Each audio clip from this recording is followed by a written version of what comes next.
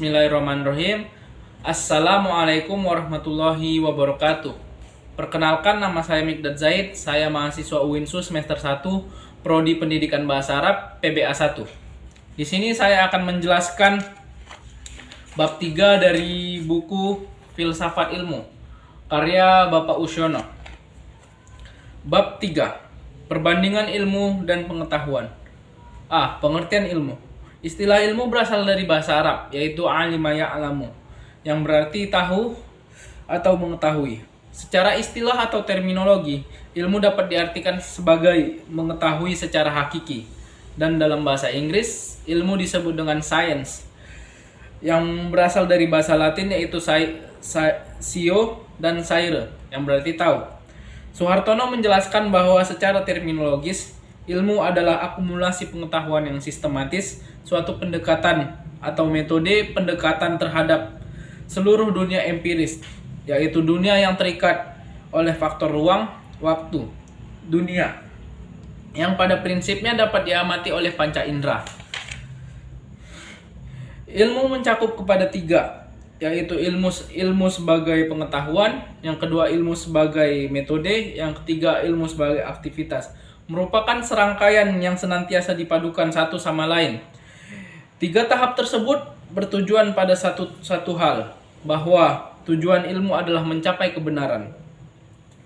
Dan dalam pencapaian tersebut, ilmu memiliki karakteristik tersendiri yang harus diketahui, sehingga ilmu dapat dibedakan dengan pengetahuan, yaitu yang pertama sistematis, yang kedua keumuman, yang ketiga rasionalitas, yang keempat objektivitas, yang kelima verifiabilitas, yang kelima komunalitas.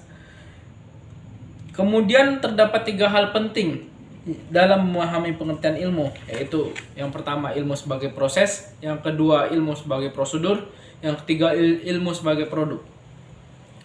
Dari sini dapat kita simpulkan bahwa ilmu adalah suatu objek yang dapat dikaji dan dapat kita akui kebenarannya dan dapat diakui kebenarannya.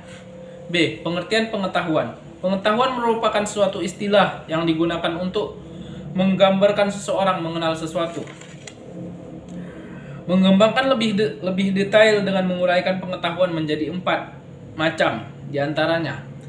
Yang pertama, pengetahuan biasa. Pengetahuan yang dalam filsafat dikatakan sebagai common sense, dan sering diartikan sebagai good sense, karena seseorang memiliki sesuatu di mana ia menerima secara baik.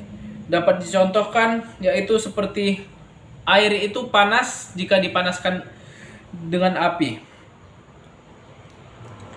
Yang kedua, pengetahuan ilmu. Pengetahuan ilmu atau ilmiah mempunyai 5 ciri, yaitu yang pertama empiris, yang kedua sistematis, yang ketiga objektif, yang keempat analitis, yang kelima verifikatif. 3. Pengetahuan filsafat. Diperoleh lewat pemikiran rasional yang didasarkan pada pemahaman spekulasi, penilaian kritis, dan penafsiran.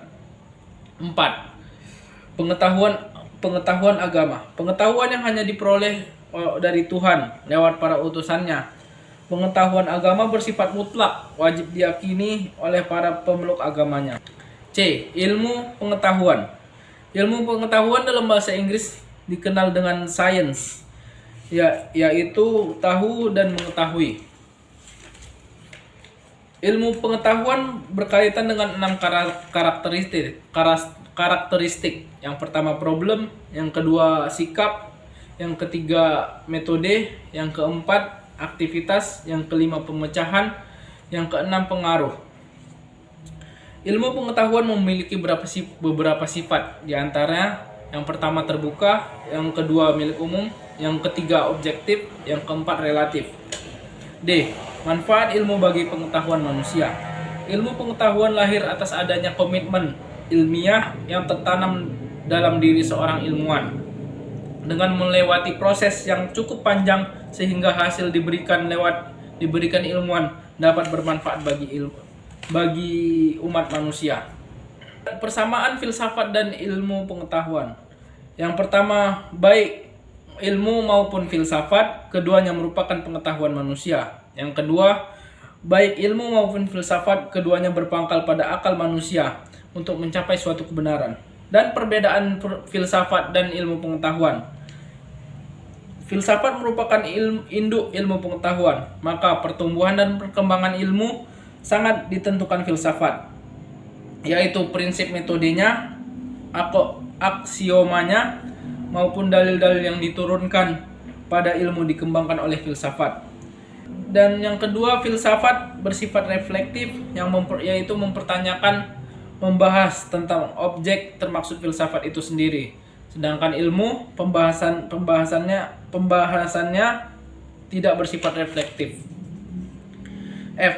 Sejarah perkembangan ilmu pengetahuan. Awalnya ilmu berkembang dari filsafat sehingga dinyatakan oleh para ahli dan telah menjadi kesepakatan umum bahwa filsafat merupakan induk atau ibu dari semua ilmu. Filsafat memiliki hubungan timbal balik atau harmonis, walaupun keduanya telah berpisah. Hubungan harmonis tersebut sangat dekat antara keduanya, sehingga disimpulkan bahwa filsafat membutuhkan ilmu pengetahuan, dan demikian juga sebaliknya.